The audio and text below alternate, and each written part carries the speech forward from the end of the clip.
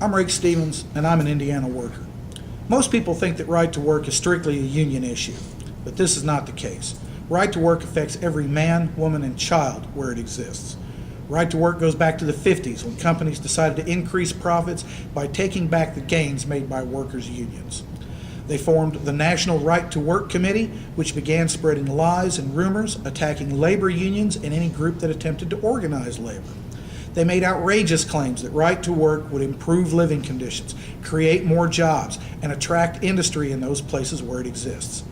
You can see for yourself that the very term right to work is an incredible conceit to cover objectives that do anything but help those who work for a living. Many saw this for what it was then. Martin Luther King Jr., as far back as 1961, said, "In our glorious fight for civil rights, we must guard against being fooled by false slogans such as right to work. It is a law to rob us of our civil rights and job rights. Its purpose is to destroy labor unions and and the freedom of collective bargaining by which unions have improved wages and working conditions for everyone. Wherever these laws have been passed, wages are lower, job opportunities are fewer, and there are no civil rights.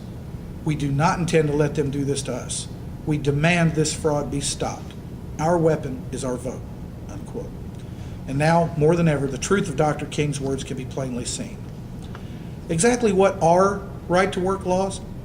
Right-to-work laws demand that labor unions protect all employees covered by a collective bargaining agreement or contract while letting the employees decide if they want to pay union dues to cover this protection. These laws force unions to provide legal protection to some who do not pay for them. No other business in the world is forced to provide services for free. It is simply and plainly an anti-union ploy designed to destroy unions through bankruptcy. Merely having a union company around makes non-union companies compete for the workforce.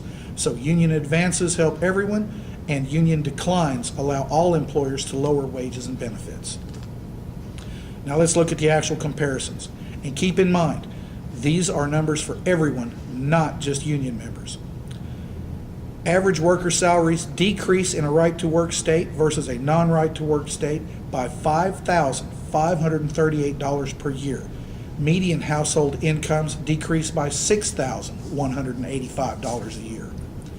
The percentage of workers with job-based health insurance decreases by 3.9% in right-to-work states. That number reflects how well you will be able to care for your family in a medical situation, and it gets worse.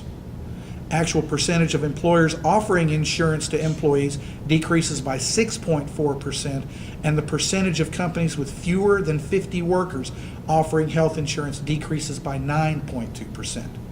Right to work hurts everyone, including our children. The poverty rate for children in right-to-work states is 26% and only 23.3% in non-right-to-work states. And sadly, infant mortality is 16% higher in right-to-work states. 16%. Finally, workplace deaths are an incredible 53% higher in right-to-work states. And don't let these politicians tell you that they don't know these facts. Right-to-work proponents claim that their system increases the number of jobs and the state's attractiveness to industry. But the facts show the lies. Of the 10 states with the highest unemployment, 7 of them, including the nation's worst unemployment, Nevada, are right-to-work states. Even right-to-work supporters admit that it results in lower-paying jobs.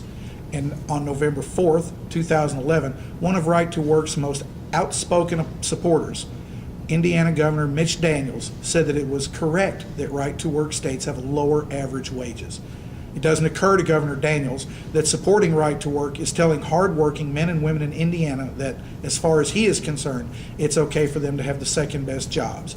It's okay for them to have second-class benefits, second-class safety, and a second-class education for their kids. He supports this even though a recent study shows that only 37% of Indiana citizens support right-to-work laws. And the same holds true for every politician in this country who tells you that he or she supports right to work because it's for your good. Thank you.